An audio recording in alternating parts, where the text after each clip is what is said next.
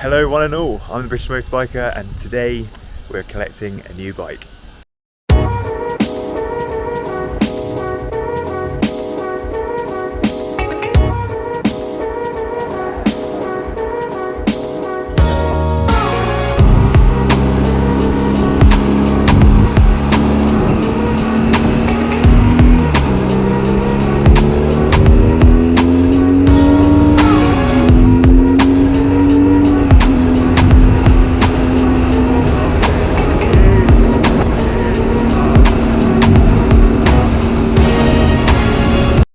I'm off to collect an nineT Scrambler.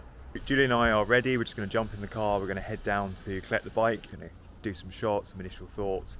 Julie's got places to be, so she's going to jump back in the car and whiz off, and I'm going to have the bike to myself for a bit before heading back. Ever since I saw Mission Impossible Fallout, there's that amazing chase scene through the streets of Paris. I've always wanted to try an nineT.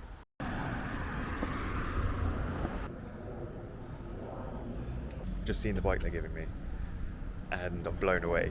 Oh my goodness, it's a phenomenal looking bike.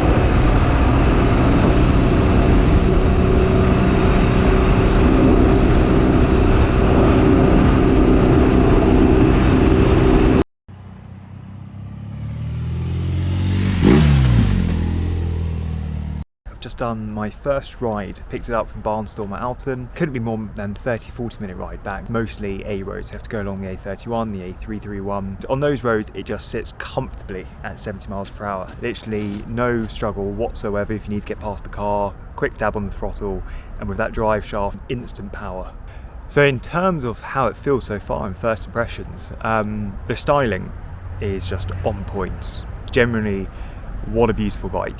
Very low profile, that boxer engine adds so much character in the way the bike looks. That one-sided swing arm, and I've never ridden a bike with that feature before.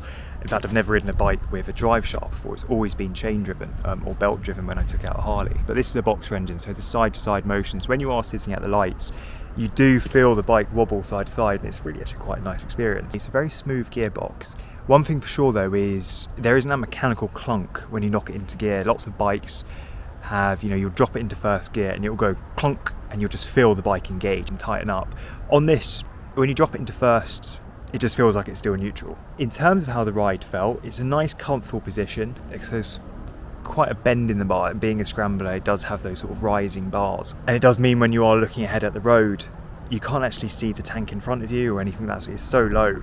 You are literally just looking ahead and you can't see the tank. Of course you can see the mirrors, which are high up. I would change those if I ever got one of these bikes. A few changes I would make. It's a very low profile bike, and I think that's what attracts a lot of people to it, because it has that low centre of gravity. You feel like you can throw it around and move it around corners so much easier. In terms of the back brake, going through traffic, riding slowly, you really have to get your foot down to engage the back brake which is something, again, I'm going to take getting used to. Me with my medical condition where I can't really move my feet that much, I'm going to have to improvise and come up with a new way of actually engaging that back brake when I'm riding slowly to make sure I'm being safe. I'm running the Pirelli MT60 RS tyres, which I know very well from my Ducati experience on my 62, on the 1100 Sport Pro, on the Icon. Pretty much anything Scrambler based normally runs these tyres. So, and they are a great tyre, they're a perfect hybrid, great for on-road, also great for a bit of off-road, dusty trails, bit of a dirt track. You're not going to do much more with them. But riding along, there was quite a fair amount of vibration coming through the hands, and even though it was a very relaxed seating position, a very relaxed riding position, you definitely feel vibration coming through the bike.